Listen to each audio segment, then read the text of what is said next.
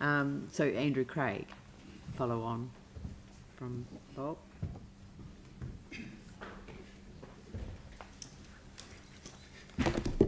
Thank you. I don't know how many of you have actually been into the reserve or are familiar with it. If you haven't, I would encourage you to go along, and I'd be more than happy to accompany you if need be.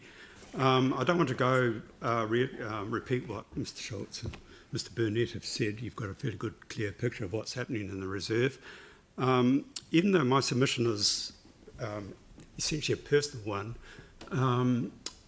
you would have gathered from it that I am the volunteer coordinator for a group of volunteers who work in the reserve.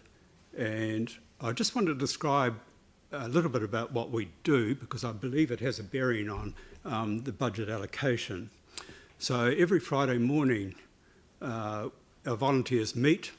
And when I say our volunteers, there's usually about 3 of us. Sometimes there's 5 of us. We're all at the older end of the spectrum, mostly retirees. We work for about 2 hours, and then after that we're just, run out of energy. Our main task, and it's not very glamorous, is pulling out weeds. And when we talk about weeds in the reserve, we're not just talking about blackberry, old man's beard, agapanthus, broom, tree lucerne. We're also talking about, as already has been alluded to in previous submissions, wattles, gum trees, wilding pines. Now the council, we work closely with the council ranger, Miss Heidi Wilton, and we have a very good relationship with her, and as she is as supportive as she can be.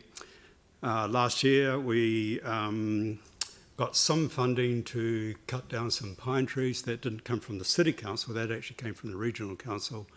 And that was the basis of the funding that I've indicated in my submission. Now, since then, I've become aware of Mr. Schultz's submission and the funding sought there. The council discourages us, in fact, forbids us from using power tools in the reserve, and that's understandable because we're amateurs when it comes to chainsaws, and we want to avoid unscheduled amputations and such like. And so we have to get contractors in to do that work. So the approach taken by Mr. Schultz is the one that I prefer, whereby we go into the reserve, we hit it hard, and we hit it once. And I feel that if we do that, we as volunteers can do a lot to maintain the reserve.